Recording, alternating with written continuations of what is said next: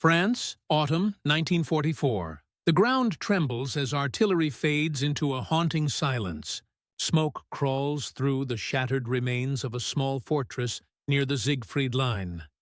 Inside its dark belly, a labyrinth of reinforced tunnels, German officers whisper orders, their voices muffled beneath layers of concrete and fear. The air smells of oil, sweat, and the metallic tang of spent shells. Then, a hiss, a sound alien, yet unmistakable. A jet of liquid fire bursts through the tunnel entrance, bright, roaring, consuming the oxygen in a violent instant. The narrow corridors turn into furnaces. German soldiers, trapped with no escape, claw at walls as the temperature rises beyond human tolerance. Communication lines melt. The officers, once confident behind thick defenses, watch their bunkers transform into tombs of flame and smoke. Above ground, Allied engineers move methodically, faces blank beneath soot-streaked helmets, their M2 flamethrowers spitting arcs of flame into the tunnel mouths. For the men underground, hell wasn't below anymore. It had just come for them, and this moment would mark a terrifying shift in how Germany viewed the Allied advance. Not just as an invasion, but as an unstoppable firestorm. The Second World War was a conflict of machines, strategy, and will. But beneath the thunder of tanks and aircraft, another kind of battle was fought in silence, deep underground. By 1944, the German war machine was on the defensive. Allied forces had broken through Normandy's beaches and were pushing toward the Reich's western borders. Hitler's engineers had long anticipated this moment. In the years before the invasion, they constructed a massive network of fortifications. The Siegfried Line, or West Wall, a chain of over 18,000 bunkers, pillboxes, and subterranean tunnels stretching nearly 400 miles from the Netherlands to Switzerland. These weren't crude shelters. They were modern defensive masterpieces, reinforced concrete, blast doors, and interlinking corridors designed to withstand artillery and house hundreds of troops at a time. Underground, the Germans believed they were untouchable, but the Allies had learned hard lessons from earlier campaigns. From the mountains of Italy to the ruins of Monte Cassino, they knew that conventional bombardment couldn't always flush out defenders buried in concrete. Each bunker taken by infantry alone cost dozens of lives. The deeper the Germans dug, the more brutal and personal the fighting became. So the Allies turned to a weapon that carried both tactical and psychological power: the flamethrower. Its purpose wasn't to destroy walls, but to destroy morale. Fire crawled where bullets couldn't go, around corners, into vents, down stairwells, and through tunnels. It suffocated, terrified, and annihilated all at once. By late 1944, as Allied forces closed in on the Siegfried Line, engineers and assault troops were trained to use these weapons in close combat. They were no longer tools of terror alone. They had become instruments of necessity. Clearing bunkers meant survival. The Germans, once proud of their fortified designs, now faced the one element they hadn't engineered against: heat. Inside those tunnels, where air was scarce and space confined, fire became a weapon of absolute dominance. The psychological effect was devastating, even for hardened Wehrmacht officers who had survived the Eastern Front. For them, the flames represented not just defeat, but erasure. The war above ground, of tanks and artillery, was turning into a war below, fought in claustrophobic darkness, where seconds decided who lived or burned. And as Allied engineers prepared to storm the next fortified line, history was about to witness how fear itself could become a weapon more powerful than steel. The flamethrower was not a new invention of World War II, but in 1944, it reached its most feared and efficient form. Its origins traced back to the muddy trenches of World War I, When German pioneers first unveiled the Flammenwerfer, a weapon designed to clear enemy trenches with sheets of burning fuel. It worked, brutally so. The Allies learned to dread the hiss that preceded a firestorm. But by 1918, both sides realized the horror that such weapons carried, and after the war, many nations quietly shelved their designs. Then came 1939. Once again, Europe was at war and the technology returned, improved, lighter, deadlier. Germany developed models like the Flammenwerfer 35 and later the 41, while the United States introduced the M1 and then the more reliable M22, carried by assault engineers in the Pacific and European campaigns alike. Flamethrowers were never frontline weapons in open battle. They were specialists' tools designed for close-quarters combat, bunkers, pillboxes, and tunnels. A single burst could clear a fortified room faster than grenades or rifles ever could. The weapon's true impact, however, wasn't in its mechanical efficiency. It was psychological annihilation. When Allied soldiers prepared to breach the Siegfried Line in late 1944, commanders understood the kind of resistance awaiting them. Many of the bunkers were built into hillsides, with interlinked tunnels leading to underground command posts. German officers were confident. These were fortresses they had spent years perfecting. Their walls could resist bombs. Their corridors could trap infantry, but they hadn't faced what was coming. As the U.S. First Army and British Second Army advanced, combat engineers armed with M2 flamethrowers accompanied every assault squad. They moved in teams, one man carrying the tank, another covering with a rifle. When machine gun nests opened fire, they didn't reply with bullets. They waited, then answered with flame. The moment the fire entered a bunker, the battle was effectively over. Inside, heat consumed oxygen, sucking the air from lungs. Fuel ignited clothing, wood, ammunition. Even when the flame didn't reach a defender, its effect did. The roar, the blinding light, the suffocating smoke. Many German soldiers abandoned their posts without firing a shot. Others took their own lives rather than face the fire. Reports from captured officers described it as a weapon beyond reason. To them, it symbolized a war that had lost its last shred of humanity. And yet, for the Allies, it was simply another necessary step in breaking the German defensive shield. A harsh tool forged by the demands of total war. As the Siegfried Line began to burn from within, the world would soon see how the age of fortresses was ending, and the age of firepower dominance was rising. Inside those tunnels, time didn't exist, only sound. Every drip of water echoed like a clock ticking toward death. German soldiers stationed along the Siegfried Line had lived weeks underground, their nerves worn thin by artillery above, and the ever-present dread of what might come next. Flamethrowers changed everything. Unlike a bullet or a shell, fire made death personal. You could hear it, feel it, even before it reached you. Veterans of the Eastern Front, men who had fought Soviet tanks and frozen winters, confessed in letters and reports that nothing matched the terror of hearing a flamethrower's hiss inside a confined bunker. In those moments, courage became irrelevant. The instinct to survive overpowered discipline. Some soldiers threw down weapons and ran. Others froze, their minds breaking before their bodies did. The heat didn't need to touch them. The imagination did the rest. For Allied troops, the horror was mirrored differently.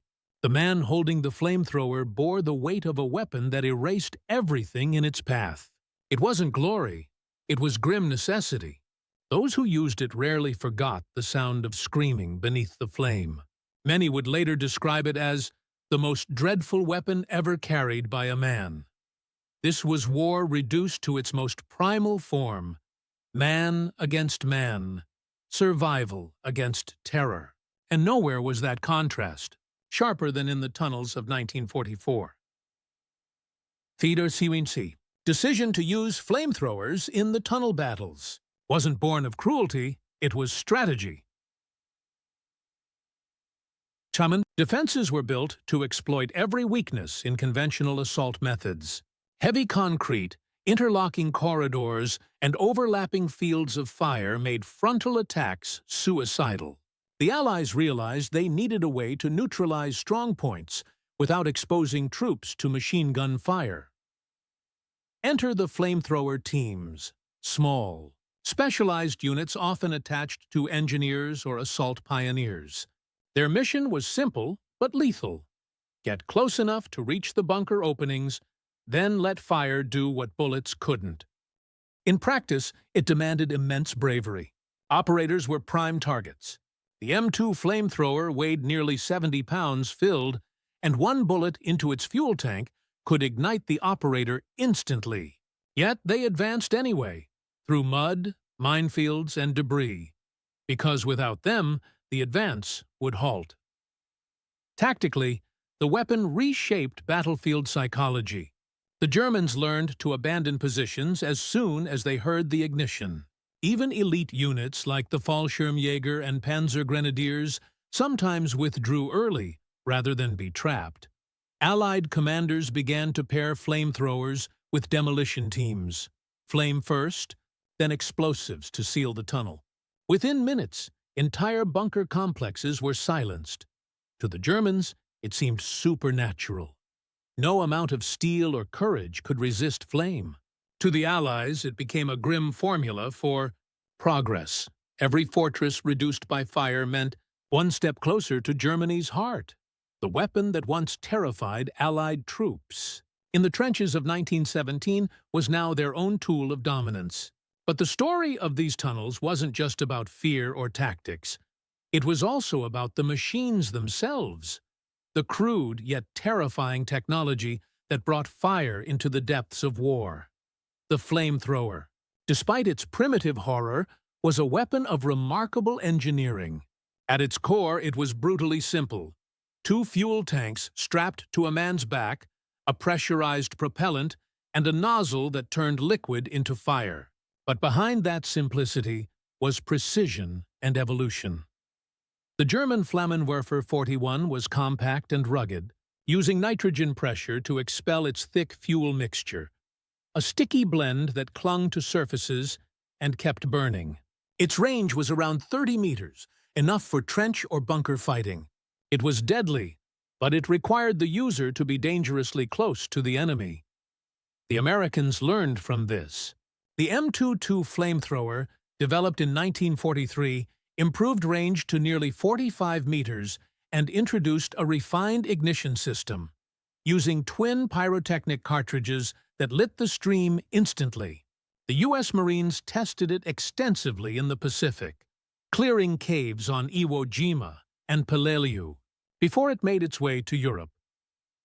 In the confined tunnels of the Siegfried Line, the M2 was terrifyingly effective. It could send liquid fire around corners, down stairwells, or into gun slits that no grenade could reach. Its design gave Allied engineers the precision they needed to target specific rooms while remaining outside direct line of fire.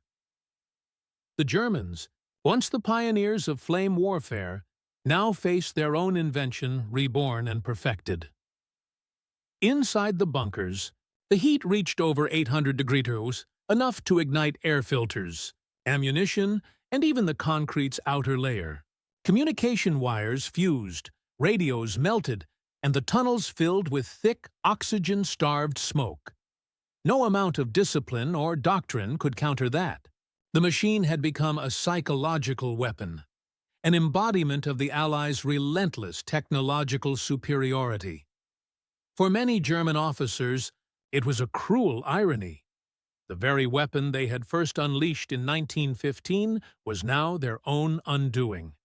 But for every soldier who carried a flamethrower, there was a shadow, a question that haunted them long after the battle. Was this still war, or something else entirely? The flamethrower didn't just kill, it erased. It denied surrender, denied recognition. Even when German soldiers threw down their arms, the chaos of flame often made mercy impossible. The moment the trigger was pulled, the outcome was absolute. Military ethicists of the time wrestled with the weapon's morality. Even within Allied ranks, officers described it as inhuman, but necessary. The Geneva Conventions had not yet outlawed flamethrowers, but soldiers themselves carried that burden in silence. Psychologists later studying combat stress noted that flamethrower operators suffered disproportionately from post-war trauma. Many couldn't sleep, haunted by the faces they never saw, only the screams that followed. One American veteran described it years later. "The sound never leaves you. It's like the fire gets inside your head." For the Germans trapped inside the bunkers, it was the final humiliation. Their grand fortifications, their steel walls, their faith in engineering, all turned to ash by a weapon they could neither predict nor stop. It blurred the line between man and monster, between strategy and survival, and as the fires consumed the tunnels of the West Wall, both sides would emerge changed, not just scorched by battle, but by what war itself had become.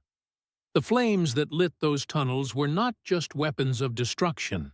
They were signals that Germany's fortress strategy was collapsing, and that the next phase of war would burn deeper, harder, and closer to home.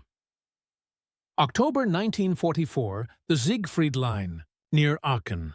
The air was cold, damp, and heavy with the scent of cordite.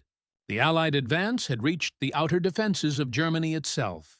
Every hill and hollow concealed concrete. Machine guns waited in invisible nests. The city of Aachen, the first German city to face invasion, was encircled, its defenders ordered to hold to the last man. For days, artillery pounded the line, but the bunkers endured. Allied infantrymen reported the same frustration. "They just keep coming out of the ground." The tunnels ran deep, connecting pillboxes to command posts, sniper nests to ammunition stores. The Germans had turned the earth itself into a fortress. Then came the engineers, the 26th Infantry Regiment, part of the U.S. 1st Division, the Big Red One, began a systematic approach. They didn't just attack, they purged. Each advance was slow, deliberate, and accompanied by men carrying M2 flamethrowers and satchel charges. Reports from the assault teams described the same chilling sequence: silence before the flame. A rifle squad would secure a tunnel entrance. The flamethrower operator would kneel, flip the safety, and press the trigger. A blast of liquid fire, roaring like a jet engine, would disappear into the darkness. A second later came the reaction. Screams, smoke, or nothing at all. In the confined spaces, the effect was total. The flame consumed air, suffocated movement, and lit the tunnels in an orange fury visible even from outside. When the engineers finally entered, they found blackened walls, melted weapons, and in some cases, untouched rations still sitting beside charred bodies. German officers, many of them veterans of earlier campaigns, sent urgent field reports. Enemy using fire weapon in tunnels. Impossible to resist. Request air support. None came. The once proud West Wall, which Hitler had promised would stand for 1,000 years, was cracking. One American sergeant described it later. It wasn't war anymore. It was just fire and silence. The tunnels that had been Germany's shield had become its grave. Outside Aachen, the flames spread, not by accident, but by design. Allied forces learned quickly that where tunnels existed, fire was their answer. The psychological collapse spread faster than the destruction. Surrender rates spiked. German units that once fought to the death now abandoned posts without firing a shot. The strategy that relied on the strength of walls was being undone by the one force no wall could endure. And deep underground, in the command chambers of the Siegfried Line, the officers who had once believed in impregnable defense now faced the unbearable truth. The enemy wasn't just outside anymore. He was everywhere. By mid-October 1944, the The tunnel networks of the Siegfried Line were collapsing from within. The Germans, once masters of fortification warfare, found themselves fighting blind, not against tanks or artillery, but against the suffocating fear of flame in the dark. At Schmidt, Hürtgen Forest, and Aachen's outskirts, the pattern repeated with haunting precision. Allied engineers advanced one position at a time, their movements synchronized with infantry cover. The flamethrowers led, demolitions followed, and behind them came medics, who rarely found anyone to save. The Germans had fortified these tunnels for endurance. Air vents, food reserves, even electric lighting. But none of that mattered once the fire entered. Heat warped steel doors, fuses blew, and entire sections collapsed from pressure. Those who survived the initial blasts stumbled out disoriented, their faces gray with soot and terror. Captured officers spoke of confusion, bordering on madness. Many believed the Allies were using chemical fire or liquid explosions. Others refused to speak at all. At Aachen, when the 1st Infantry finally breached the inner defense ring, the last remaining tunnel complex beneath the Lausberg Hill became a furnace. Eyewitness accounts describe soldiers abandoning command posts and running into open fire just to escape the inferno. General Hasso von Manteuffel, observing from the Ardennes sector, later admitted that the psychological damage from these tunnel battles was immeasurable. The Wehrmacht had been trained to fight tanks, aircraft, and artillery, not to endure the primal horror of fire in confined spaces. Allied correspondents who followed the advance noted something unusual. German resistance was not breaking from exhaustion, but from fear itself. Every time a flamethrower unit appeared on the field, radio intercepts reported panic in local command networks.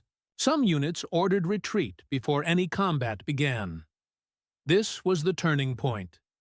The Siegfried Line, once a symbol of German invincibility, had become a nightmare for its own defenders. Its tunnels, intended as protection, were now traps. For the Allies, the psychological shift was equally profound. Soldiers no longer feared the impenetrable bunkers whispered about in briefings. They had found the weapon that could end the myth. The balance of power, moral, tactical, and psychological, had shifted permanently. As one German officer later confessed during interrogation, "We built fortresses for men. You sent the sun into them." The fire that crawled through those tunnels did more than burn. It shattered the illusion of safety. The fortress age was over.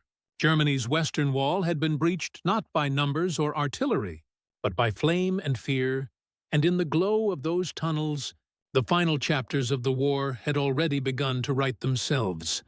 When the flames finally died, silence filled the tunnels once more, a silence heavier than the concrete that encased them. By November 1944, the Siegfried Line no longer served its purpose. Hundreds of bunkers and tunnel complexes along the western frontier had been destroyed, sealed, or abandoned. Allied units pushed through the wreckage toward the Rhine, stepping over the blackened remains of Germany's once vaunted defenses.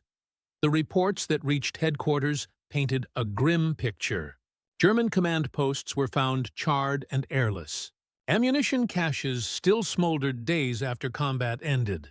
Many defenders were discovered in positions of retreat, helmets cast aside, weapons melted beside them. The tactical effectiveness of flamethrowers could now be measured in territory gained. In less than 6 weeks, U.S. and British forces had breached defensive lines that German planners once claimed would hold for months. The psychological victory was even greater. Allied soldiers began to describe the Siegfried tunnels as death chambers. For the first time since the Normandy invasion, German troops showed consistent signs of premature withdrawal, abandoning fortified lines before engagement. Intelligence intercepts confirmed widespread fear of flame units, particularly among the younger conscripts drafted in the final months of the war. It wasn't just physical destruction. The fire had burned something deeper. the illusion that German engineering could outthink the chaos of war. When Allied officers surveyed the aftermath, many were struck by the contrast. The concrete remained intact in places, but the life inside had been erased. Entire command structures had vanished in seconds. In one report from the 9th Infantry Division, a lieutenant wrote, "We didn't take the tunnel. We took the air out of it." That sentence, brief and emotionless, captured the essence of the campaign. The quiet efficiency of a new kind of warfare. The Siegfried Line was never rebuilt. It didn't need to be. Its destruction had proven something fundamental. No wall could protect a nation whose soldiers feared what waited inside their own defenses. And as the Allies advanced toward the Rhine, the remnants of those tunnels served as both warning and symbol that the war had turned, and Germany's nightmare was now burning from within. As winter 1944 deepened, the Allied advance slowed, not from resistance, but from exhaustion. Behind them, the once impenetrable Siegfried Line lay gutted.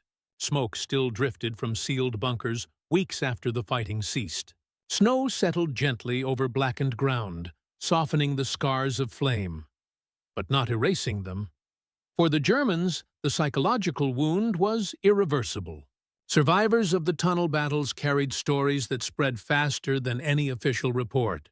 Rumors of fire weapons, of tunnels turned into ovens, circulated among front-line divisions and rear echelons alike. Panic became contagious.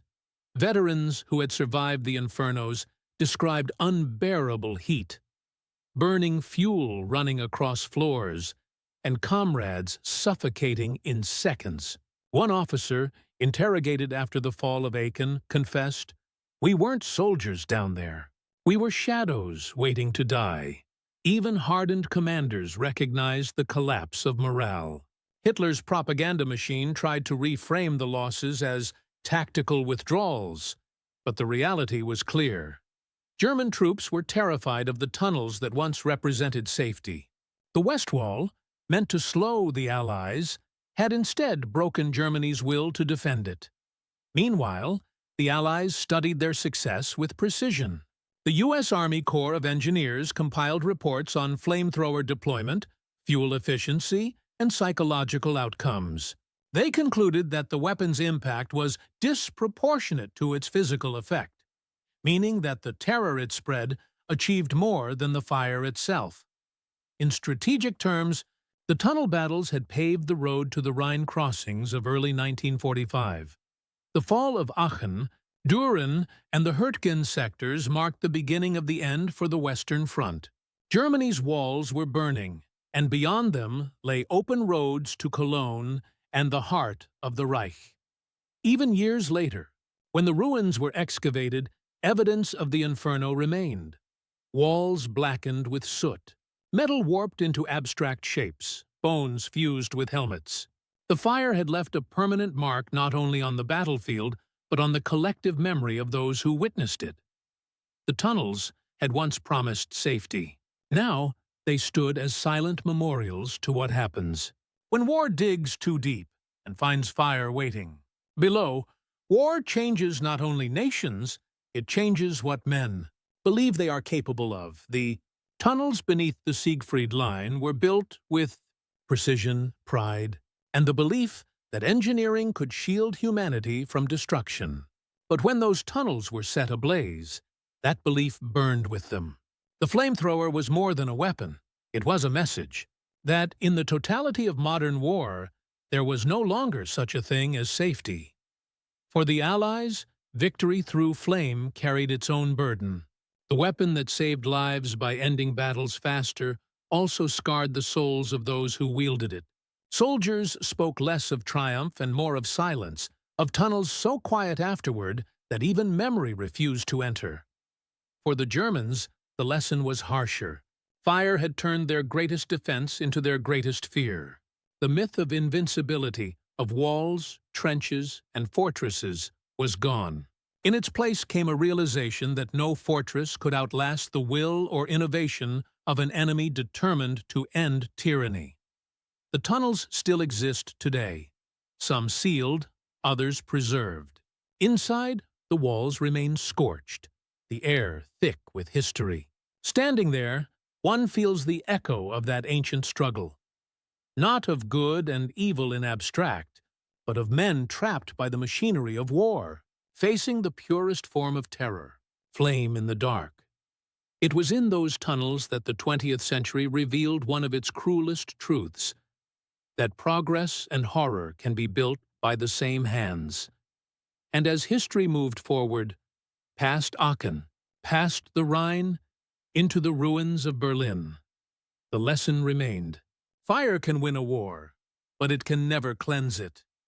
The tunnels burned, the soldiers passed, but the fear, the memory of that light underground, still glows, faint and eternal, in the dark corridors of history.